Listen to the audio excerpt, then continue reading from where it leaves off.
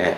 소리 들었죠? 예, 제5조 정보공개청구권자. 보다시피 이제 이렇게 그 조문이 있고 나서요. 그 뒤에 이제 이렇게 해설이나 판례가 길게 붙어 있는 거는 어떤 겁니까? 문제가 자주 출제되는 것들이죠. 그래서 이건 아주 꼼꼼하게 잘해야 돼요. 그래서 뭐 잘 알다시피 아까 전에 나왔던 우리 3조하고요. 2조 참 2조하고 지금 5조하고 9조가 출제가 아주 많이 되거든요. 그래서 앞부분에서 진도가 좀 밀리는데 그거는 그럴 수밖에 없습니다. 제5조 정보공개청구권자 보면요. 1번 1항 모든 국민은 정보의 공개를 청구할 권리를 가진다. 아예 딱 부러지게 만들어놨어요. 그래서 이 5조는요. 5조의 경우 정보공개청구권자죠. 이런 정보공개 청구권 자에 대한 얘기죠. 정보공개 청구권을 가지는데 정보공개 청구권을 가지는 자를 얘기하죠. 이때 권위는 뭐냐면 권리를 의미합니다. 그죠? 근데 이 권리란 말을 우리가 요즘 들어서는 권리는 과거에 좁게 이야기하는 개념도 있었기 때문에 이야기하는데 이거를 이제 소송법에서는 뭐냐? 법률상의 이익이라고 합니다. 의 아니고 법률상 이익이라고 표현하는데요. 법률상 이익이라고 하죠. 이 법률상 이익이 바로 뭐냐? 정보 공개를 청구할 수 있는 원고, 적격, 즉 원고가 되기 위해서는 정보 공개 청구 소송에서 원고가 되기 위해서는 정보 공개 청구권을 가져야 된다 하는데 원고 적격이 있는 것, 없는 것 이것들이죠. 근데 이것은 이제 잘 알다시피 이거는 뭐냐? 모든 국민이라는 얘기죠. 그래서 모든 국민이다. 너무너무 중요하죠.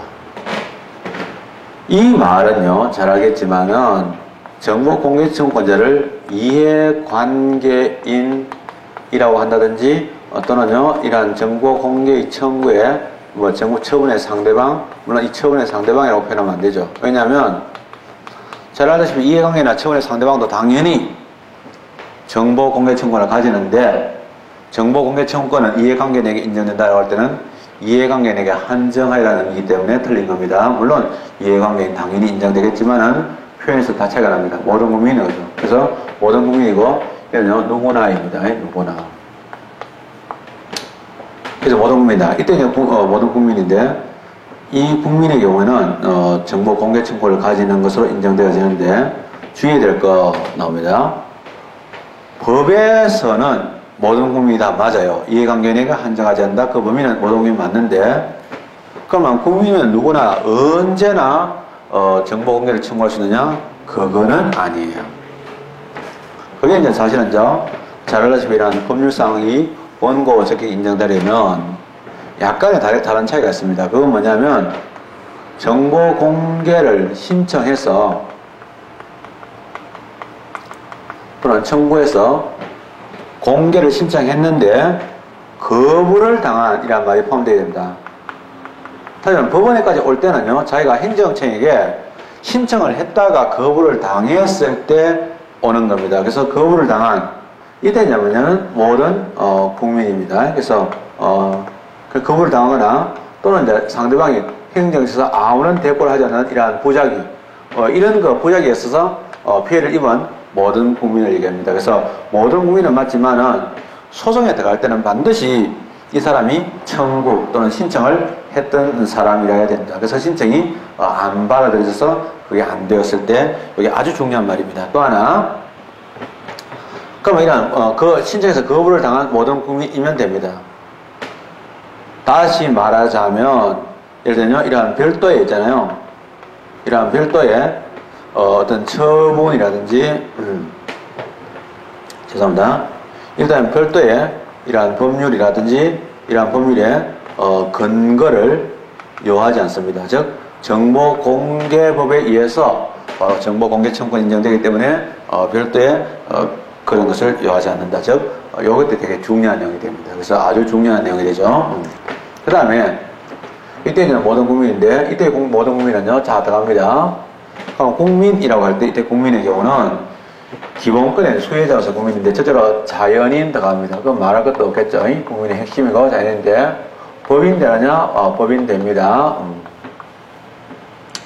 그런데 문제는요, 법인이 아닌, 이 법인이 되기 위해서는 일정한 법인의 실체를 갖추고, 재단이면 재산의 집합이 존재하고, 사단이면은 결사가 존재해야 되는데, 그런 실체가 갖추어져 있고, 플러스 국가에 대해서 신고나 또는 등록을 해야 되는데, 문제는 실체는 갖추어져 있지만, 등록이나 신고를 하지 않은 상태에 있는 것을 우리는 뭐냐? 법인이 아닌 이런 사단이나 재단이라고 합니다.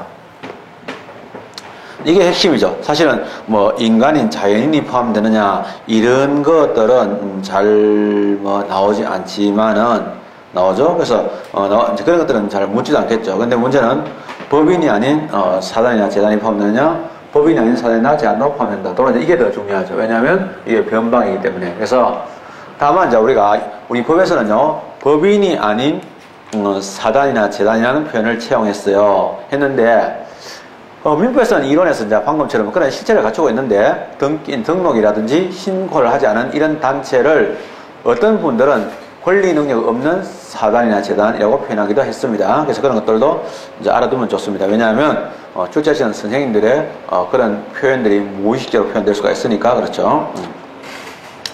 자, 그 다음에 이제 문제에서는요, 6조, 이제 5조, 2항 들어가면, 5조 1항이죠. 그래서 정보공개청을 정관할 때, 이러한 국민에서는 모든 국민이 다 된다, 나오고요. 이해관계는 한정하지 않는다, 나오고. 두 번째가 뭐냐면, 외국인에 대한 얘기입니다. 자, 외국인 들어갑니다.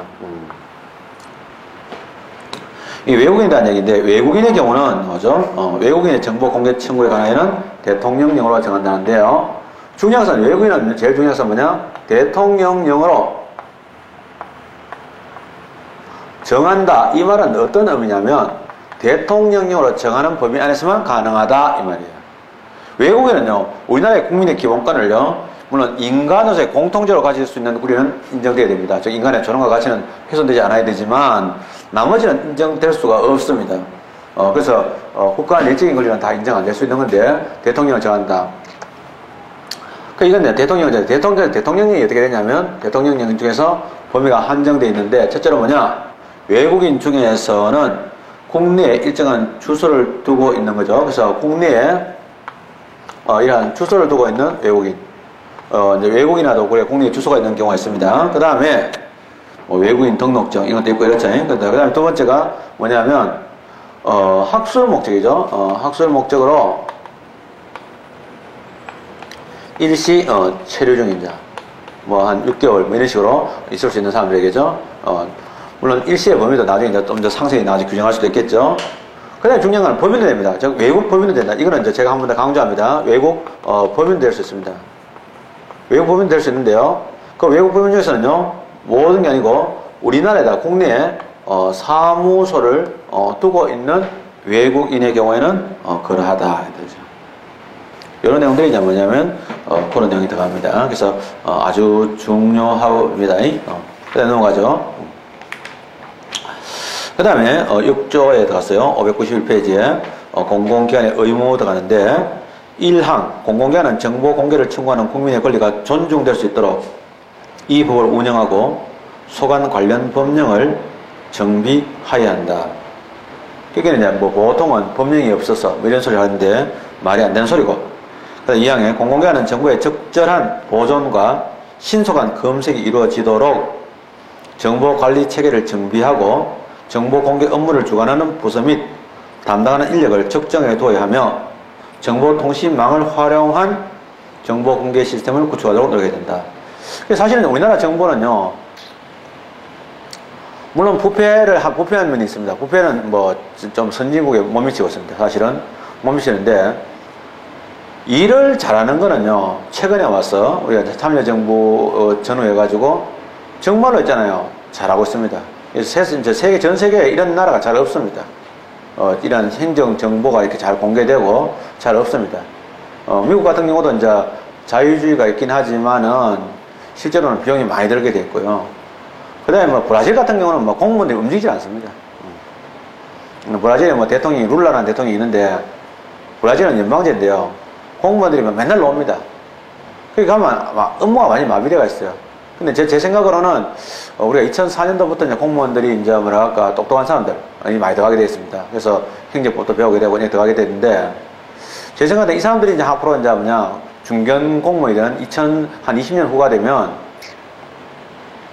그때는 우리나라 행정이 상당히 비약적으로 발전할 것 같다. 왜냐하면 애들이 이제 전부 다 뭐냐 뭐 과장이 되고 이제 계장이 되고 이런 그 중견으로 딱 들어가서 움직이게 되면 굉장히 혁명적인 변화가 있을 것 같아요. 그리고 이제 아마 내 생각으로는 그때쯤 가서는 금방은 안 될 것 같고 행시하고 7급 사이의 어떤 차별이 많이 줄어들 것 같아요. 그때서는 아마 행시가 폐지되는 이야기가 나올 겁니다. 반드시. 저는 그렇게 생각해요. 예, 왜냐하면 뭐 행시 출신하고 9급 출신하고 뭐 차이 납니까? 아무 차이 안 납니다. 다만 이제 행시 출신들은 대체로 뭐냐면 그냥 집이 좀 부유하니까 마음의 여유가 있으니까 공부할 수 있는 거고 9급은 마음이 다급하니까 안 한 거고 또 하나 이제 9급의 경우는 자기가 이제 고등학교 때 좀 잠깐 실수해가지고 그렇게 공부를 썩 잘하지 않았을 수도 있어요. 그렇게 이제 적정한 선에서 끝날 수가 있는 거고 근데 실제로 그 개인의 능력은 뛰어나거든요. 그래서 저는 그런 시대가 올 거다 이렇게 생각하는데 주의해야 되고 7조 행정정보의 공표 나오죠. 공공기관은 다음 각호의 일에 해당하는 정보에 대해서는 공개의 구체적 범위, 공개의 주기, 시기, 방법 등을 정하여 미리 공표하고 정기적으로 공개된다. 다만 구조 1항의 1에 해당하는 정보, 즉 비공개 정보는 그러하지 않다. 말할 것도 없는 거죠. 그래서 혹시나 이렇게 말하면 비공개 정보도 포함되는 걸로 이해할 수 있으니까 이야기를 한 번 더 해놓는데 중요한 건 이거는 뭐야? 원칙적으로 정기 공개야. 어느 법이냐면 국민의 생활에 매우 큰 영향을 미치는 어디서 많이 봤어, 그죠? 바로 앞에서 우리가 행정절차부에서 행정정보 공개할 때, 행정예고할 때 큰 이익을 들어갔습니다. 그래서 큰 영향을 미치는 것. 그 다음에 두 번째가 국가의 시책으로 시행하는 공사 등의 대규모 예산이 투입되고 있는 사업에 관한 정보, 예산 집행의 내용과 사업평가 등 행정 감시를 위해서 필요한 정보. 국민이 주인입니다. 국민이 감시할 수 있어야 되겠죠. 그래서 국민이 알아야 됩니다. 이런 정보였습니다. 그래서 나오는데 여기 이제 뭐하고 은근히 비슷하냐면 정보공개법상에 공표의 대상이 되는 것, 즉 정기 공표의 대상이 되는 것은 행정 절차의 행정 예고 예산과 비슷한데 내용을 비교해보면은 첫째로 매우 큰 영향을 주는 것, 그거는 똑같아요. 거의 같아요. 거의 같은데 잘 알다시피 절차 부분은 큰 이입을 해가지고 이해 상충되는 것, 불편이나 부담 주는 것 이건데요. 정보공개법에서 공표의 대상은 정부 시책으로 시행하는 대규모 예산이 투입되는 것, 예산 집행의 내용, 즉 돈입니다. 돈이 들어가는 것들이죠. 이건 뭐 참 무서워가지고 이 박원순 씨 같은 경우는 서울시장 돼가지고 제일 먼저 했는 게 뭐냐면 보도블록 거치하지 마라. 강조하고 또 강조했어. 그래도 지금 또 하는 거야. 구청에서. 왜냐면 해당 그 공무원하고 업자가 다 유착되어 있기 때문에 몰래 다 하는 거야. 그게 이제 박원순 씨가 돌아다니다가 사진을 찍어가지고 또 올리는 거야. 그런 정도의 그게 공무원들이 말 안 들어. 앞으로 여러분들이 있잖아요. 공무원 되면은 밑에 쫄개들이 말 안 듣습니다. 예, 그런 점이 있다. 뒷단지 많이 합니다. 저도 이제 그 감독을 잘 못해가지고 저는 믿어주는 게 좋은 거라고 생각했는데 그게 아니에요. 조직의 경우는. 근데 저는 뭐 사람이 좋아서 믿는 게 아니고 귀찮아가지고 의심하고 뭐 체크하고 하는 게 귀찮아서 그냥 사람은 좋지 않은데 그냥 믿었어요. 믿었는데 배신할 확률 한 10분의 1 생겼는데 10분의 9야. 그러니까 그거는 여러분들은 그런 일을 안 당했으면 좋겠다. 8조 정보 목록의 작성 비치 나오죠. 공공기관은 당의 기관이 보류 관련한 정보에 대해 국민이 쉽게 알 수 있도록 정보 목록을 작성 비치하고 목록입니다. 내용이 안 들어가 있어요.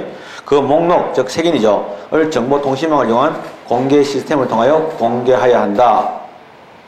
다만 정보 목록 중 구조 1항의 규정에 의해 공개하지 아니할 수 있는 정보, 즉 비공개 정보가 포함되어 있는 경우에는 당의 부분을 비치 또는 공개하지 아니할 수 있다. 아까하고 혼동하면 안 돼. 잡아요. 자, 뭐냐면 아까 전에 국정원하고 있잖아요. 그 기무사 그거는요. 목록은 비치해야 되는 거야. 목록은 그 적용 대상에서 제외되는 게 아니야. 근데 여기서 이제 비치를 하지 아니할 수 있는 경우는 구조의 경우는 이제 목록에 대해서 목록도 비치하지 않을 수 있다. 헷갈릴 수 있는 거야. 조심해야 돼. 한 번 더 얘기합니다.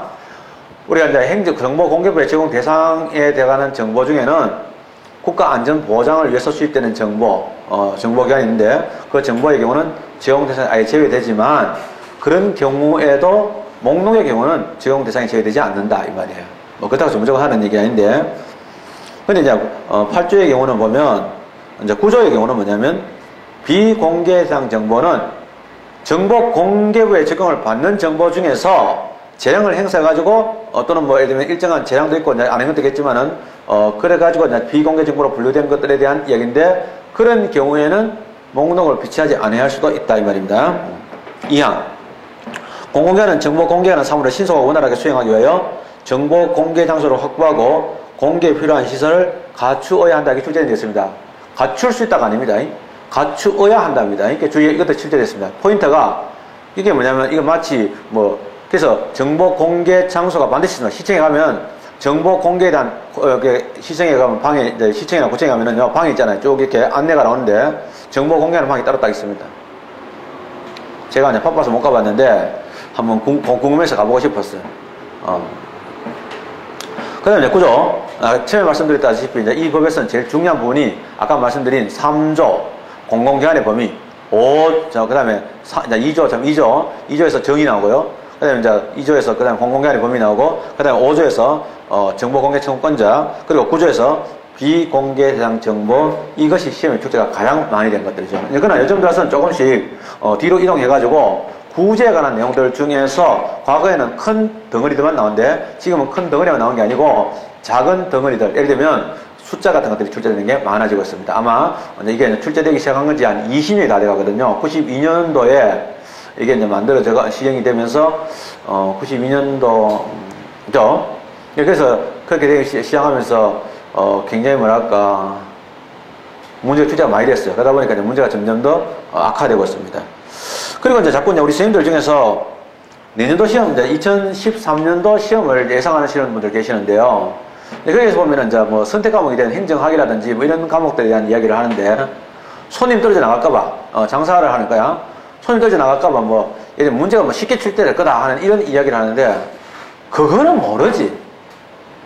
여러분들이 만약에 예를 들면요. 수능의 수능 기간의 핵심 기간장이야. 정권을 다 줬어. 본인이 관할을 해. 출제할 때 이번에 수능의 난이도를 좀 낮춰주세요라고 다 하겠지. 그러면 낮춰서 정말 출제될까? 그러면 시험 치고 나서 수능 난이도 점수가 나오겠지. 그러면 그게 더 높아질까? 아닌 거야. 출제하는 선생님들은 말 안 들어. 지 패턴대로 가는 수가 있어. 물론 쉽게 낼 수도 있어. 그건 쉽게 낼 수도 있는 거지. 언제나 쉽게 낼 거다 이렇게 생각하면 안 되고요. 더더욱이나 표준 점수 나오는 성적이 굉장히 중요한 거야. 이거는 뭐냐면 도박이야. 올라와 나싱이야. 성자 독식이라고. 성적이 조금 높으면 확 그냥 좋아지는 거고, 밑에는 확 그냥 차이 내버리는 거고, 성적이 조금 나빠버리면 완전 그냥 밀려버리는 거고. 일종의 도박 같은 게임이라고. 그러니까 이거는 뭐 좀 더 잘해두면 좋죠. 아마 제 생각으로는 뭐 사회 같은 새로운 과목들을 해야 되는 부담도 있고, 있기 때문에, 대체로 뭐냐면, 법학을 좀 소홀히 하는 느낌이 들 겁니다. 왜? 아무래도 선생님들이 계속해서 쉽게 나올 거다라고 이제 떠들고 있는 거죠. 그럼 쉽게 나올 거라고 하면, 그럼 공부를 대충 해야 된다, 이렇게 생각하거든요. 절대 그건 아니다. 그럴수록 잘해야 된다, 이거죠. 자, 1항, 구조입니다. 공공기관이 보유 관련한 정보는 공개 대상이 된다. 제목은 비공개 정보라고 공개 대상이 된다? 원래 이건 뭡니까? 앞에 나왔던 내용들이죠. 나왔는데 왜 나올까? 혹시 예외를 규정하는 구조에서 예외만 규정해 놓으면 오해할까 싶어가지고 원칙을 한 번 더 반복적으로 천명해 놓은 겁니다. 재천명이죠. 다만 다음 과거의 일에 해당하는 정보에 대해서는 이를 공개하지 아니할 수도 있답니다. 아니할 수 있다? 재량입니다. 물론 이 표현 하나만 가지고는 무조건 재량이다? 그거는 아닐 수가 있습니다. 그러나 대체로는 재량이 될 수가 있는 거죠. 공개 대상인데 아니할 수 있다는 거죠.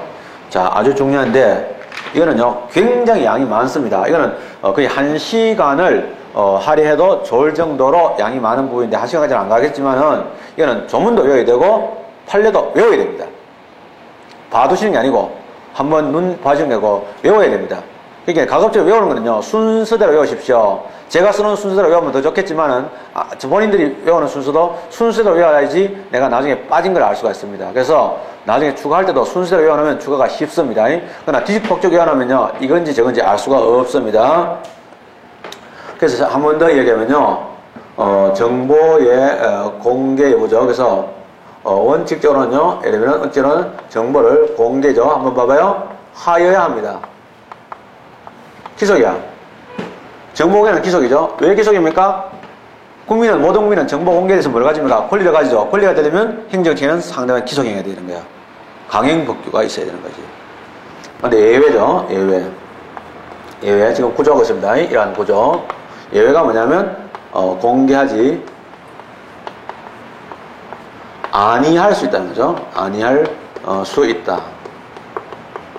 이런 정보를 뭐냐면은, 비공개 정보라고 합니다. 사실은, 공개를 무조건 아니할 수 있는 정보를 얘기하죠. 그래서 사실은 이거는 재량에 속하는 거죠. 재량이니까 국민은 뭐냐, 권리가 아닌 거예요. 옛날에 공권 공부할 때 그것이 이게 통하는 거죠.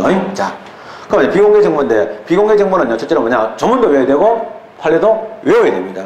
근데 이제 판례 중에는요, 어떻게 했냐면, 판례 자체가 하나가 통째로, 예를 들면 비공개다, 공개다, 이런 것도 있습니다. 그거는, 외우면 좋아요. 쉬운데, 문제는, 한 개의 판례 안에서 공개도 있고 비공개도 있는 게, 그게 이제 요즘 들어서 유행이에요. 그게 이제 좀 더 어려운 문제에 속하거든요. 끝까지, 꼼꼼하게 공부해두자. 이랬더니죠.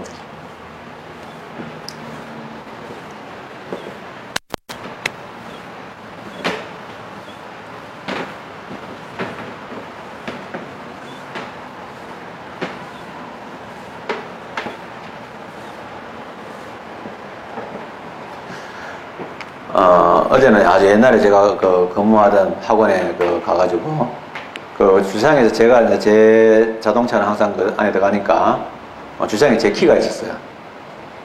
키를 이렇게 늘 맡겨놓으니까, 그 사람들이 이제 제 자동차를 관리해 주시니까, 주차를 관리해 주시니까, 키를 맡겨놨는데, 근데 회사를 그만두고 한 2년 지났잖아요. 1년 지났는데, 그러고 나서 이제, 사실은 제가 그게 키를 안 찾아왔어요. 모르고. 간다는 게 자꾸 잊어버렸어요. 간다 하다가 안 가고 이래가지고 잊어버려가지고 했는데, 어제 갔어요. 갔었는데, 그 관리인 아저씨들이 계셨어요. 그래서 하니까, 오래된 듯지 않은데, 안에다가 챙겨놨더라고. 그게 이제 저는 대체로, 좀, 여러분들 공무원 될 사람이지만, 관공서라도 좀 힘없는 이런 부서는요, 내가 되게 친절하게 잘해줘요. 좀 많이 이해해주는데, 못되게 그러면, 공정거래위원회 이렇게 못되게 나오면, 반드시 박살을 냅니다. 들어가가지고, 그렇게 싸우거든요. 작살을 내는데, 또 뭐냐면, 다른 것도 마찬가지인데, 우리 주차하시는 분들한테, 청소하시는 분들한테 제가 좀 잘해요. 그거는. 특별히 좀 잘합니다. 그렇게, 기억을 해놨다가, 2년이 지났는데도 보관해놨다가 찾아주시더라고요. 그래서 참, 사람은, 인과응보, 뿌린 대로 거두는 건 맞아요. 그래서 제가 잘못된 부분도, 제 과오로 인한 것이라고 생각해요. 그래서, 근데, 참 그렇구나. 그래서 매우 고맙죠. 그래서 그 당시에 학원이 처음에 잘 될 때는 잘 되는 대로 좀 해드렸고요. 또 안 될 때는 안 돼도 힘들지만은, 적자가 나고 그럴 때도, 그래도 잘 알거든요. 그분들도. 그래서 걱정들 하시는데, 그래도 좀 챙기고 이랬어요. 얘기했지만은, 어려운 데도 이렇게 챙겨야 되느냐, 이런 얘기 하시더라고요. 그래서 어려운 건 어려운 거고, 또 진행을 갈 동안은 또 지나가야 되는데, 그렇죠. 근데 지금은 이제, 제대로 못 챙기고 있어서 죄송합니다. 늘 살면서. 그렇죠. 자, 들어갑니다. 비용대항제 1번.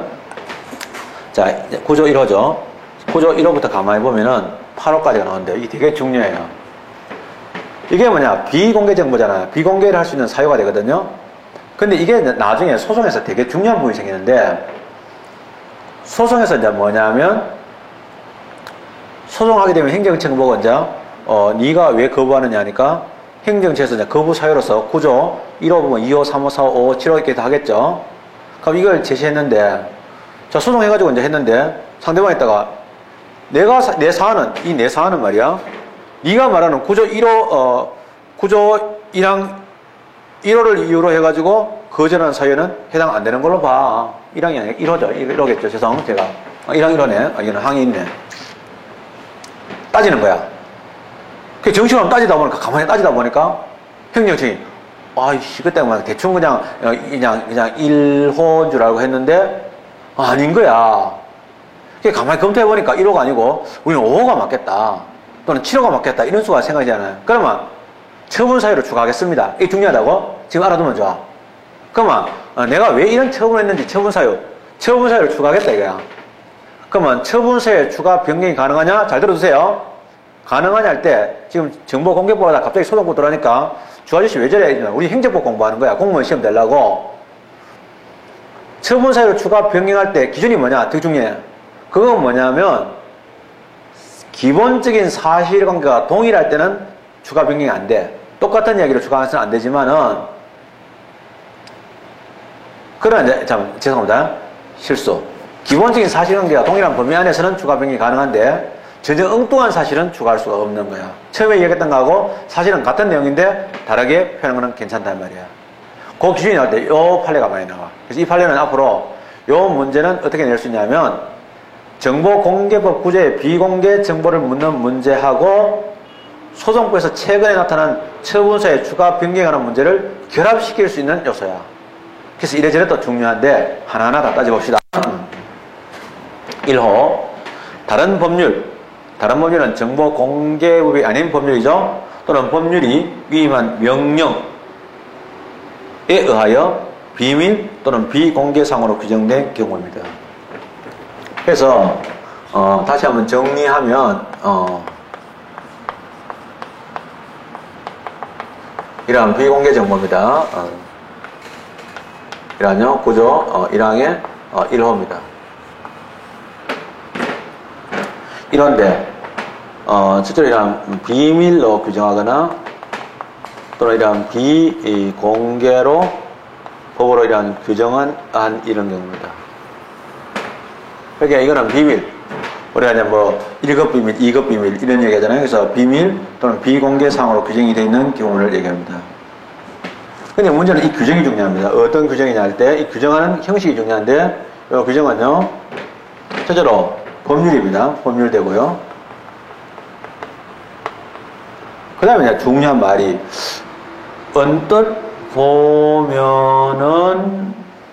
그냥 아무렇지도 않은 말처럼 보이는 게 있어요. 그건 뭐냐면은 법률이 위임한 명령인데 이런 법률이 위임한 명령을 얘기하죠. 우리가 이제 명령을 알고 있습니다. 행정입법인데 명령이고는 당연히 위임을 받아야 되잖아요. 그게 뭐 법률이 위임한 명령? 당연히 뭐 위임을 받아야 위임 명령을 해야 되는 것 상당한 거지. 이런 건데 조문은 이렇게 나와 있습니다. 법률이 위임한 명령은 나오는데 이 위임 안에는 뭐가 되면은 법률이 구체적으로 나옵니다. 법률이 구체적으로 위임한 명령이라는 말이 나오죠. 법률이 구체적으로 위임한 명령 이가 나오거든요. 그래서 법률이 위임한 명령 또는 법률이 구체적으로 위임한 명령 이가 나오는데요. 굉장히 중요하죠. 법률은 문제 안 되는데 중요한 건 안 돼 나오고요. 그 다음에 나오는데 괄호가 나옵니다. 우리가 이제 문장을 읽을 때 괄호가 들어가면 참 안 좋거든요. 우리가 뭐 광고 문항 같은데 괄호 들어가는 건 절대 안 되는 거예요. 우리는 괄호는요 문장의 문맥을 끊어주거든요. 그래서 사람들이 읽기 싫어해요. 그러나 법 조문에서는 항상 제일 중요한 게 뭐냐? 괄호 안에 있는 거. 단서 뒤에 있는 거. 이게 중요해. 사실 그게 다 구멍이 다 있는 거야. 근데 뭐냐면 국회 규칙, 대법원 규칙 나오죠? 자, 이는 점잖아서 그래. 지금 정보공개법에 대한 관할 기관은 뭐냐? 행정부인, 행정안전부에서 관할하거든요. 행안부에서 관할하게 되는데 원래는 대통령이 사실은 제일 위에 있는 거잖아. 그런데 그렇게 안 보고 이제 국회부터 보여주는 거야. 그래서 다른 국가기관을 조정해 주죠. 이란 명령인데 그 명령 다가 아니야. 그래서 명령이 다가 아니고 그러면 법률 위임한 명령인데 저는 뭐냐? 국회의 정상 국회 규칙이라고 그래요. 그 다음에 사업부. 입법부가 난 다음에 사업부죠. 이런 대법원 규칙. 또 하나의 사업부가 있죠. 헌법재판소 규칙이 있어요.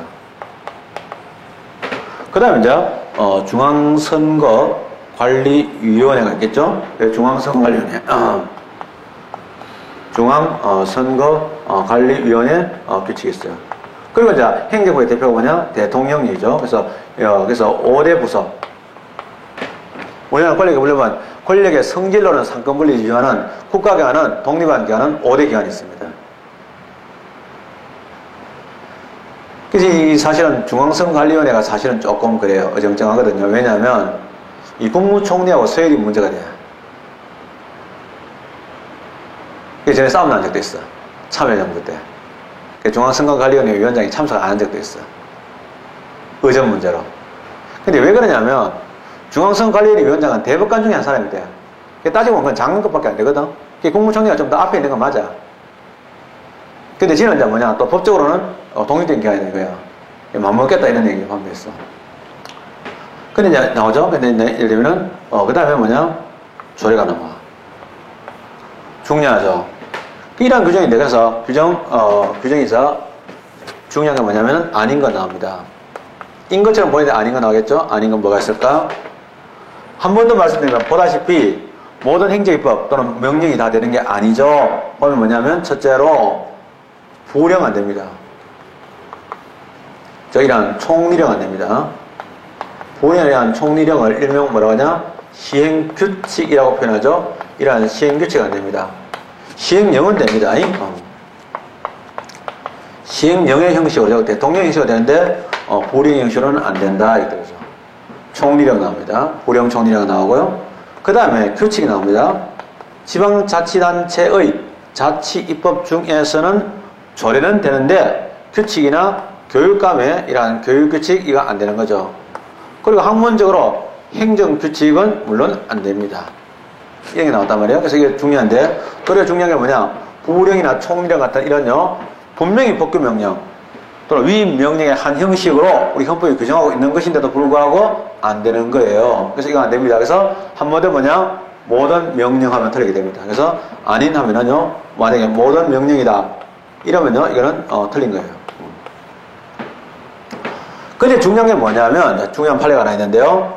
이 판례는 뭐냐면, 자, 어떤 사람이, 교육공무원인데요. 이런 교육공무원의, 승진에 대해서 이제 자기가, 점수가 어떻게 되느냐, 이런 거 있어요. 그래서 교육공무원 승진 규정이 있었어요. 자, 봐요. 판례 들어갑니다. 그러면 이런 교육공무원. 내가 분명히 지금쯤 내가 승진돼야 되는데, 교육공무원 승진 규정이 있어요. 그럼 이런 승진의 서에 따라가지고 이제 해야 되는데 점수, 근무성적 평정, 근무성적이 어떻게 나왔냐 내가 이제 봐야 되겠다 이거. 근데 분명히 이거 뭐냐 형식이 대통령령이에요. 그러면 돼야 되죠. 대통령인데 뭐냐면 요거는 대통령인데 뭐냐 판례가 인정 안 했어요. 비밀이나 비공개로 규정할 수 없다. 왜냐하면 대통령은 맞는데 뭐가 아니냐면 법률에 위임이 없어. 이게 중요하다고. 그럼 대통령인데 어떻게 법률에 위임 없이 만들 수 있나? 법률에서 위임이라면 봐봐요. 법률에서 위임을 받아가지고 교육공무원 승진 규정을 제정했겠죠. 근데 문제는 그런 게 중요하지 않아. 그 안에 있는 내용들 중에서 구체적인 위임이란 말은 뭐냐면 비밀이나 비공개로 할 수 있다고 규정되어 있어야 돼. 그 말 자체가. 법률에서, 이렇게 돼서 근무성적 평형은 비밀이나 비공개로 할 수 있다라고 세세하게, 특히나 우리가 보통 이제 평상시에 얘기할 때 깨알같이 규정이 되어 있어야 돼. 근데 그런 규정이 없었잖아요. 그래서 형식이 대통령령이라도 법률의 구체적 위임이 없으면 안 된다는 이야기입니다. 자, 이 판례를 한번 보도록 할까요? 595페이지 보면, 보죠. 교육공무원법 위임에 따라서 제정된 교육공무원 승진 규정은. 이 법이 바로 법률이니까 분명히 규정이 맞아. 근데 이 법 자체는 법률에 위임에 맞서 만들어진 건데 정보 공개하는 사항에 관하여 구체적인 법률 위임에 따라서 제정된 명령을 할 수가 없다. 따라서 이 사건 교육공무원 승진 규정에서 근무성적 평형의 결과를 공개하지 아니한다고 규정하고 있다 하더라도 교육공무원 승진 규정은 정보공개부에서 제9조 1호에서 말하는 법률이 위임한 명령에 해당되지 아니하므로 교육공무원 승진 규정 제26조를 근거로 원고의 정보공개 청구를 거부한 피고의 처분은 잘못된 것이다. 위법하다. 이 말은 뭐냐면 교육공무원에 대한 근무성적 평정에 대한 정보는 공개 정보에 해당한다. 즉 비공개 정보가 아니다. 이렇게 이제 얘기가 된 거죠. 아주 유명한 판례고요. 출제가 굉장히 많이 된 겁니다. 그래서 뭐 간단하게 이 판례 중요합니다. 이 점은 중요합니다라고 넘어가기에는 좀 그런 거죠. 자, 그 다음에 들어갑니다. 2항 들어가죠. 2호, 죄송합니다. 1항 2호.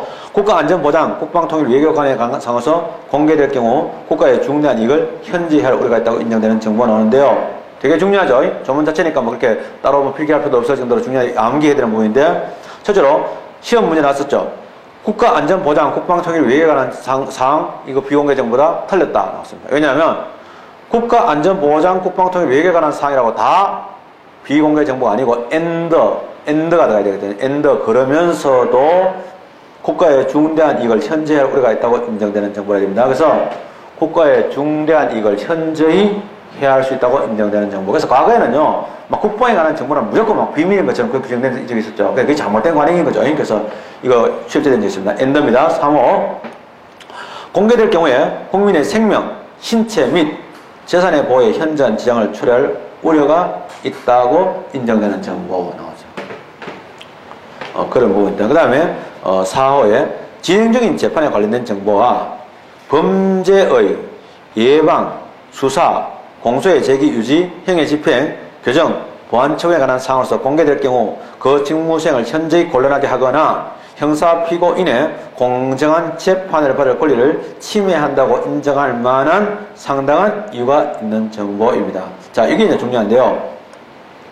잘 알겠지만 1, 2, 3호의 경우, 1, 2, 3호의 경우, 2호의 경우는 문장만, 엔드라는 것만 좀 중요시하고 3호의 경우는 방금 곧 있는 내용 그대로 읽어주면 되는 거예요. 근데 이제 문제는 4호의 경우인데 4호는 내용이 너무 많습니다. 글자들이 너무 많고 뭐 우리가 좀 생소할 수 있는 부분이 있죠. 여러분하고 더불어서 사실은 3편에서 행정 형벌할 때 말씀을 드리긴 했지만은 그러나 이제 한두 번 듣다 가지고 익숙해지지는 않는 거죠. 왜냐하면 형사소송법 파트이기 때문에. 그래서 한 번 더 설명드릴게요. 그냥 이걸 몰라서가 아니라 이 문장을 우리가 한 번 더 눈으로 익혀보자 하는 뜻에서 한 번 더 말씀드릴게요.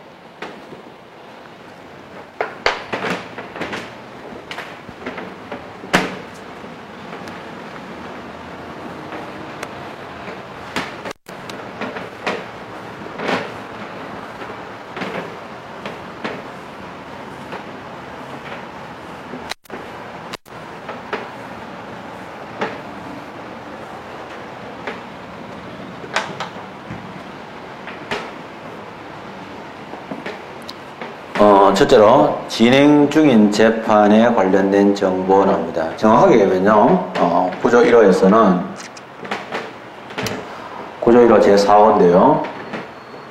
중요한 건 뭐냐면 첫째로 4호의 경우인데 이 말도 소홀히 하면 안 됩니다. 원래 아직까지는 시험에는 안 나오는데요. 이런 진행되는 재판에 관한 정보입니다. 진행되는 재판에 말할 때 재판만 외우거든요. 지금 아무래도 외우기 힘드니까. 그렇기 때문에 수사, 재판하고 이런 수사, 정확하게 잠보면요.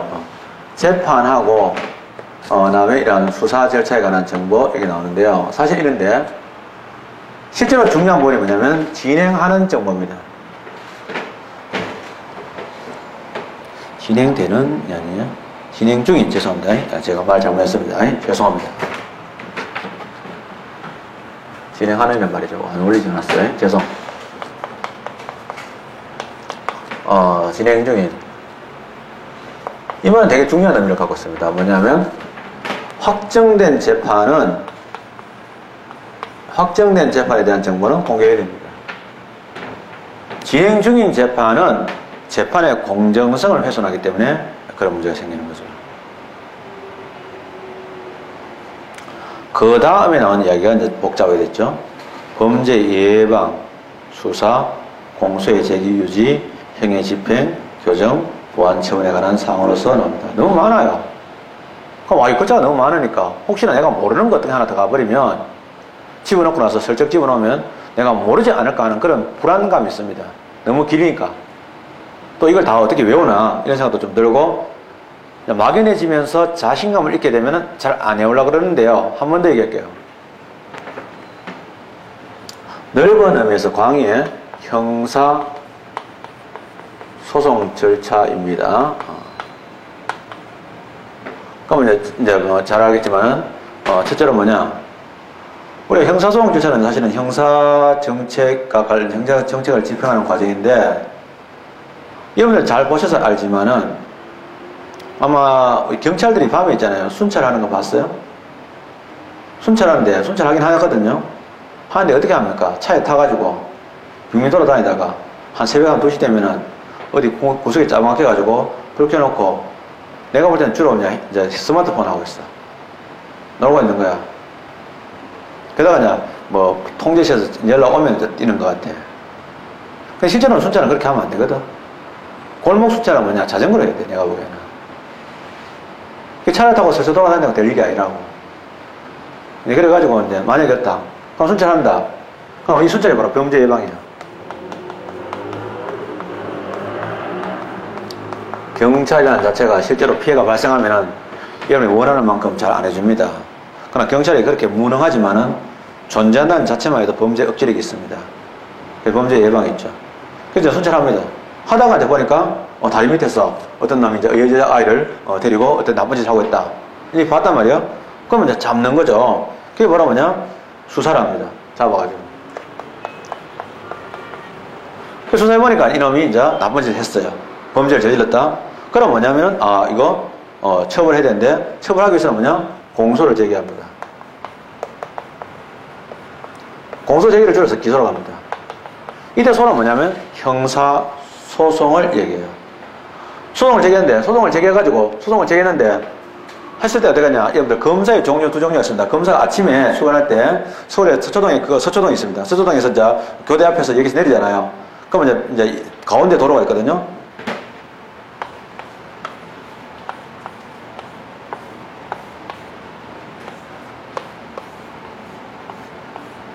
여기 이제 보면은 대법원 있고, 여기 이제 서초경찰서 있고, 그 다음에 있으면은 여기 서초동 법원 골목이고, 가운데 도로가 있습니다. 여기 유턴하게 되는데, 여기 딱 갈라져가지고, 이쪽 흰색 건물, 여기 법원이고요. 검정색 건물, 여기 검찰입니다. 그러면 출근할 때 이제 이렇게 출근하는 놈 있고, 이렇게 출근하거든요. 이쪽에 출근하는 사람들은 뭐냐? 이거는 법원 사람들이야. 하나 법원이고, 또 한 쪽은 뭐냐면, 죄송합니다. 이게 검찰이네. 검찰이고 법원입니다. 실수. 그래서 검찰이고, 검은색 건물, 이게 법원인데, 여기도 문이 있습니다만은, 있는데요.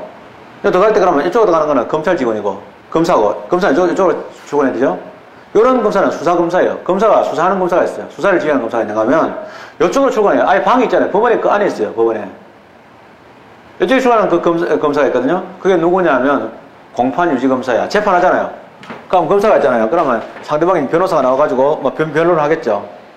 그럼 변론에서 새로운 자료가 나올 때 그 변론을 담당하는 검사가 따로 있는 거야. 그래서 얼마 전에 검사들이 연거하는 사람을 모아가지고 연거하는 사람을 불러가지고 연수를 받았다는 뉴스가 나오거든요. 그게 뭐냐면은 바로 그 검사들은 공판유지 변호사야. 제스처 이게 중요한 거야. 상대방이 설득력 있게. 이렇게 해서 이제 그런 내용을 하거든요. 그래서 공소제기인데 그게 바로 공소제기와 유지야. 이 다음은 그냥 검찰에서 하는 거야. 그래서 이제 해가지고 뭐냐면 유지를 하기 위해 가지고 증거가 부족하면 추가 정보를 가져오도록 하거나 뭐 이렇게 주장을 하게 되겠죠. 여기는 유지라고 그래. 그 다음에 이제 뭐냐? 그러면 선고가 될 거란 말이야. 그러면 이게 선고가 되면 선고됐을 때 지금 이게 재판이 되는데 문제는 사실 실질적으로 봤을 때 공소를 제기하면은 원래는 어떻게 되냐면 공판이 진행돼. 원래는 이런 공판이 진행되고 그 다음에 이런 선고가 있게 돼. 근데 이제 문제는 검사가 하는 일은 뭐냐? 공판은 법원이 하는 거야. 이는 법원에서 하는 일이니까 이게 법원의 재판이야. 그러니까 그 전에 재판이 진행 중이죠. 그러니까 재판 진행 중에 얘기는 빼버렸어 원래는. 이게 들어가져 있는데 그 다음에 이제 선고를 하는데 그 다음에 이제 그래서 이제 유지를 하는 거고 유지해가지고 선고가 되잖아요. 선고되면 이제 뭐냐? 집행을 해야 되지. 이런 과정이 들어가 있어. 집행했는데 이놈이 집행했다. 그러면 교수 등했는데 임마가 이제 그 빵에 들어가서 이제 밥을 먹고 살겠죠.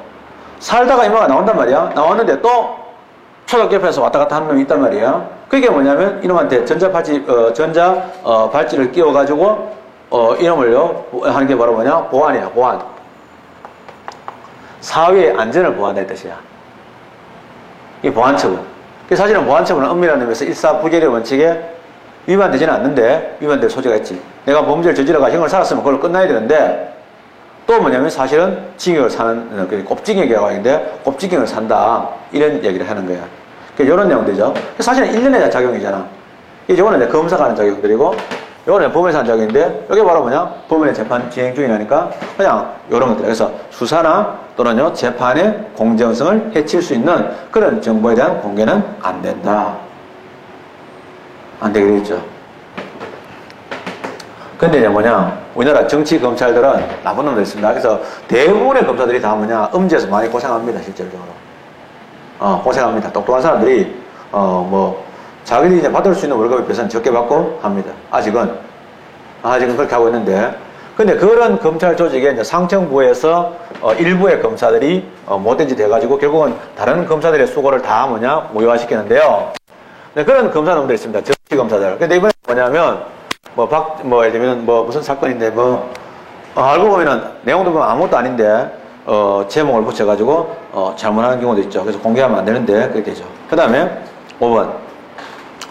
감사, 감독, 검사, 시험, 규제, 입찰계약, 기술개발, 인사관리, 의사결정 과정, 또는 내부 검토 과정에 있는 사항 모두가 아니고, 공개될 경우에 업무의 공정한 수행이나 연구 개발의 현저한 지장을 초래한다고 인정할 만한 상당한 이유가 있는 정보. 하나하나 얘기할게요. 이해하고 외우면 더 좋을 것 같아요. 만약에 문제가 발생합니다. 지금, 특히 이제 앞으로 이제 방사청 같은 게 있다. 방사청 하나만 예를 들면, 분명히 지금 무기상들이 와가지고, 이제 우리나라 실제로 장성들이 그런 짓 하거든요. 그건 뭐냐면, 우리나라에서 어떤 무기를 개발하잖아요. 그러면 그 개발한 정보에 들어가는 연구비가 얼마나 많이 들어갑니까? 그거 들어가는 정보가 최종적으로 나왔을 때 그 내부 기밀, 근데 그걸 빼돌리는 놈이 있다. 이상하게 자꾸 미국에서 그걸 먼저 아는 거야. 그럼 이번에 감사 들어가야 될 거 아닙니까? 근데 이거 감사 대상에 지금 이거 들어갑니다. 이러면 알리면 당연히 나쁜 놈이 다 숨겠죠. 증거를 인멸하고. 그러니까 감사나 감독의 경우는 널이 아닙니다. 방금처럼 공개될 경우에 업무의 공정한 수행이나 집행에 감사, 감독, 검사의 경우는 공개되면 안 됩니다. 시험도 마찬가지입니다. 시험에 다 아니고요. 규제, 입찰계약 하는데 이번에 입찰계약 할 때 내정가가 얼마다 이런 거 나오면 안 되잖아요. 그 다음에 인사관리 의사결정 과정 또는 내부 검토 과정이 있는데 그런 것들이죠. 그래서 잘 알겠지만은 우리나라가 K1 어떤 새로운 전차를 개발할 거다 이런 정보들을 미국에 들어가면 안 되죠. 다른 경쟁업체에 들어가서는 안 되겠죠. 그런 것들. 그 다음에 6호 들어갑니다. 당해 정보에 포함되어 있는 이름, 주민등록번호는 개인에 관한 사항으로서 이게 되게 중요합니다. 왜냐하면 이거는요, 정보공개법인데 개인정보보호법에 관한 내용하고 일치합니다. 그래서 잘 알겠지만 행정절차법에도 정보공개적인 규정이 있듯이 정보공개법에도 개인정보보호에 관한 프라이버시 보호 규정이 있습니다. 바로 그래서 이게 특히 눈에 띄는데요. 이름, 주민등록번호 등 개인에 관한 사항으로서 공개될 경우 개인의 사생활 및 비밀의 자유를 침해하는 것, 즉 프라이버시입니다. 우리가 프라이버시권을 우리나라 말로 번역했을 때 사생활의 비밀의 자유라고 표현했는데요. 침해 우려가 있다고 인정되는 정보, 다만 다음에 일관 개인에 관한 정보는 제외한다.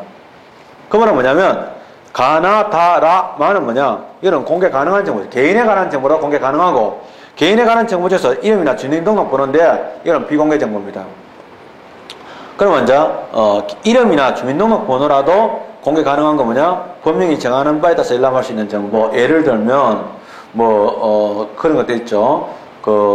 등기부에 있는 이름 같은 것들, 이런 것들은 공개 가능한 거죠. 그 다음에 공공기관이 공표를 목적으로 작성하거나 취득한 정보, 예를 들면 아까 전에 이야기하는 그 어린아이를 해치는 그런 나쁜 놈들에 대한 이름이나 주소 공개합니다. 그 다음에 공공기관이 작성하거나 취득한 정보로서 공개하는 것이 공익 또는 개인의 권리 구제를 위하여 필요하다고 인정되는 정보입니다.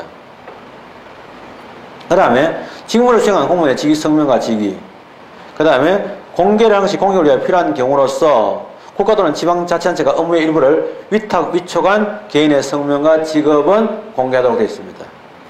그래서 이것들 다 봐주셔야 되고, 그 다음에 법인, 단체, 개인인데요. 법인 등이라고 표현하는데 경영 영업상의 비밀입니다. 원래 경영 영업이라는 것은 사실은 사생활과 관련되는 부분인데 상으로서 공개될 경우에 법인의 정당한 이익을 해야 할 우려가 있을 때는 공개하지 않는다.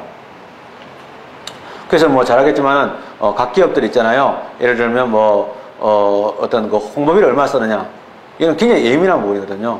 왜냐하면 그 정체가 상대방 경쟁할 때 굉장히 핵심되는 거예요. 왜냐하면 홍보를 많이 쓰게 되면 굉장히 악하고 하는 대신에 또 어그레시브하게 되잖아요. 이런 부분이 있는데 그런 부분 때문에 근데 그 만약에 이제 국세청에서 그런 자료를 알려주고 하면 안 되겠죠. 사업활동이 근데 제외되는 건 뭐냐? 사업활동에서 발생되는 위해로부터 사람의 생명, 신체, 건강을 보호하기 위해서 공개할 필요가 있는 정보나 위협 부당한 사업활동으로부터 국민의 전환이나 생활을 보호하기 위해서 공개될 필요가 있는 정보. 예를 들면은 불량식품이라든지 또는요 불법적인 그런 사교육 또는 그런 것들, 파이낸싱 이런 것들, 사기 이런 것들 있죠.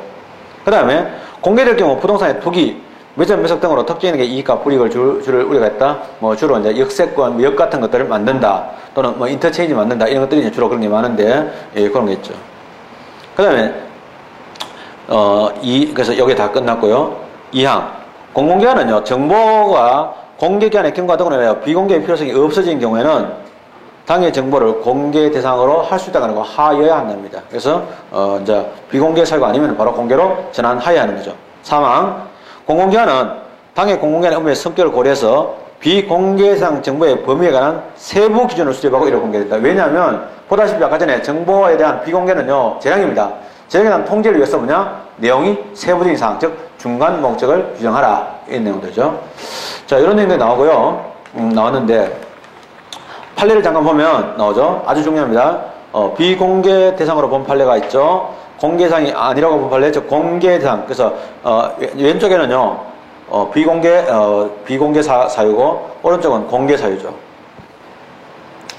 비공개 보안관찰 통계자료, 즉 탈북자들이 주로 어디에 살고 있느냐 하는 탈북자는 통계자료인데 그런 통계자료가 공표되게 되면 이게 사실은 TV에는 다 공개됐어요, 사실은. 그러면 북한에서니까 예를 들면 얘들이 해코지하러 내려오기 쉽다 그래가지고 안 한 거죠. 그 다음에 이혼인데요. 이게 조심해야 되는데요. 고지 거부의 인적사항인데요. 고지 거부의 인적사항을 공개하는 시 공개에서 필요하다고 인정되는 정보에 해당하지 않는다. 이건 뭐냐면 주의해야 됩니다. 공직자 윤리법에서는 보면요. 어떤 사람은 고지를 거부할 수도 있는 사람도 있습니다. 근데 그 사람 중에서 일부를 얘기합니다. 그래서 공직자 윤리법 관련돼서 모든 정보가 아니고요. 요 부분만 그렇다는 거죠. 3호 학교 환경위생구역 내에서의 검증이 즉 숙박시설의 해제에 관한 결정을 해야 되는데 학교 환경위생정화위원회의 회의록에 기재된 발언 내용의 발언자의 인적사항. 이거 왜냐하면 주로 이제 예를 들면 만약에 어떤 놈이 있는데 자기가 학교 옆에다가 모텔을 지어가지고 장사를 하고 싶다 이렇게 되는 거죠. 근데 이제 학교 정화위원회에서 하는데 어느 놈이 반대했지? 그 어느 놈인지 알려주세요. 이거 안 되겠죠. 그래서 그 다음에 4번에 참 이게 보세요. 지방자치단체의 업무 추진비 세부 항목별 집행 내용 및 그에 관한 증명서류 나오죠. 아까 전에 KBS 사장은요 공개를 하라고 되어 있었는데 이거는 비공개를 했어요. 그래서 KBS 사장은 공개해야 되고 지방자치단체는 공개 안 해도 되고 분명히 비리의 소지가 있는데 판례가 왔다 갔다 한 겁니다. 그죠? 아시겠죠? 그 다음에 비교해야 됩니다. 방금 4번의 경우는 비교해야 되고요. 그 다음에 국방부의 다목적 헬기 도입 사업에 관한 감사원장의 감사 결과 보고서 군사 2급 비밀합니다. 그래서 비공개로 된 거예요. 그 다음에 6번의 경우는 중요합니다. 이것도 왔다 갔다 하거든요. 지방자치단과 도시공원에 관한 조례에서 도시공원위원회의 심의사항인데요. 이 회의 자료인데요. 이게 중요한데 뭐냐면 시장 등의 결정에 대외적 공표가 있기 전까지는 비공개. 공표가 있고 나면 공개로 바뀝니다. 그래서 되게 중요하죠. 그래서 이거는 섞여져 있는 거죠. 아까 전에 말씀드린 거. 특히 이제 시에서 많이 나오는 부분, 최근에 가서 이제 부분 공개에 관한 얘기가 나옵니다. 부분 공개. 뒤에 나오는데 미리 좀 말씀드리면, 자, 만약에 부분 공개가 가능한 경우는요, 부분 공개를 해야 되는데, 2002년도 및 2003년도 국가 수준의 학업 성취도 평가 자료 비공개입니다. 되게 중요하거든요. 그 비공개거든요. 근데 주의해야 될 거, 죄송하지만 597페이지 오른쪽 10번에 공개해 보면은 2002년부터 2005학년까지 대학 수학 능력 시험 원데이트는요, 그거는 공개입니다. 그러니까 2003년도에 국가 수준 학업 성취도 평가 자료 비공개고요. 그 다음에 2002학년도부터 5학년도까지의 대학 수학령 수능 원데이트는요, 공개입니다. 수능 원데이트는 공개 대상이고, 그 다음에 국가 수준 학업 성취도 평가 자료는 비공개입니다. 비교해 주시고 8번 이것도 중요합니다. 교도소의 수용자였던 재소자가 가혹행위를 이유로 해가지고 소송을 제기할 증명 자료를 확보하기 위해 가지고 징벌위원회인데요. 중요한 것은 요거 내용이 두 가지가 있는데 징벌위원회 회의록 등의 정보 공개를 요청했는데 교도소장이 거부했죠. 근데 징벌위원회 회의록 중에서 비공개 심사 의결 부분은 비공개 사유입니다. 주의해야 됩니다. 그런데 오른쪽 597페이지 제일 밑에 11번 보면요. 즉 다시 말하면 공개 사유 보면요. 근무보고서하고 재소자의 진술, 위원장 및 위원장들과 재소자 사이의 문답 등 징벌 절차 진행 부분은 공개 사유, 공개입니다. 공개. 비공개 사유에 해당하지 않는다? 되게 중요합니다. 이것들이 되게 중요해요. 그 다음에 9번에 고속철도역의 유치위원회에 지방자치단체로부터 지급받은 보조금의 사용 내역에 관한 서류 일체 나오죠. 이는 비공개입니다. 특히 공개 청구 정보 중에 개인의 성명 비공개로 봅니다. 10호 제10번 행정시 공개를 거부한 정보 중에서 법인의 계좌번호, 개인의 주민등록번호, 그 다음에 계좌번호 등에 해당되는 정보를 제외한 나머지 부분의 정보를 공개하는 것이 타당하다. 이게 있으니까 법인의 계좌, 법인의 주민등록번호, 개인의 주민등록번호, 계좌번호는요 비공개사항이다. 치과의사 국가시험 문제 정답지 비공개입니다. 그러나 주의될 거 치과의사 시험은 그런데요. 오른쪽 봅니다. 다시 595페이지 보면 3번에 사법시험 2차 시험 답안지 열람은 공개입니다. 사법시험 2차 시험 답안지 열람은 공개로 되어 있습니다. 주의해 주셔야 되고요. 그 다음에 한국 근현대사 역사교과서에 수정 요구했을 때 역사교과서 전문협의회 참석자 명단 자기들이 떳떳하면 이거요 공개하지 않으려고 왜 했겠어요. 근데 자 사례에서 이명박 정권 들어서가지고 문제는 여기에 대해서 역사 왜곡들이 자꾸 있어지니까 문제가 되니까 했던 거죠. 그 다음에 13번 공무원의 주민등록번호와 공무원의 직무와 관련이 엄치 개인의 자격으로 간담회 연찬회 등의 행사에 참석하고 금품을 수령한 정보 공개에 해당하지 않는다. 중요하죠. 자 들어갑니다. 오른쪽 다시 처음으로 돌아가서 공개정보 1번 했고요. 2번 소송에 관한 서류 나옵니다. 됐고요. 3번 사업시험 2차 시험 답안지 열람 했죠. 4번 아파트 재건축 조합할 때 조합원들에게 제공될 보상평수의 사업 수익성을 검토한 자료. 그 다음에 검찰 보존사무규칙 공개해야 됩니다. 사면 대상자의 사면 실시 건의서와 그에 관련된 공무의 안건 자료에 관한 정보 공개입니다. 대한주택공사의 아파트 분양 원가 산출 내역 공개입니다. 자, 공공재윤리법 언제나 안 했지만 등록 의무자가 제출한 자신의 재산 등록상의 고지를 거부한 직계 비속과 본인의 관계 성명 고지 거부 사유 이거는요 이것은 공개 사유입니다. 아까 전에 비공개하고 혼동하면 안 됩니다. 그 다음에 9번에 아까 전에 대외적 공표가 있은 후에는 공개 사유가 된다. 그리고 원데이터 즉 수능 원데이터는 공개 사유다. 그 다음에 아까 전에 10번 재소자 말씀드렸던 거죠. 넘어갑니다. 그 다음에 한국방송공사의 수시집행 접대성 경비의 건별 집행서류 일체 공개입니다. 아까 전에 지방자치단체장하고 다르죠. 단체장은 비공개고 KBS 사장은 공개로 되어 있습니다. 그 다음에 사면 시민의 구인의 명단과 양력 공개장으로 본다. 되게 중요한 내용이었어요. 그래서 시간이 좀 갔지만은 이런 꼭 외워주시고 지금 할 때 외웠으면 더 좋았겠죠. 그러나 한 번 더 보면은 또 강화되고 그렇습니다. 예. 조금 더 쉬었다가 세 번째 수업 더 하도록 하겠죠. 예.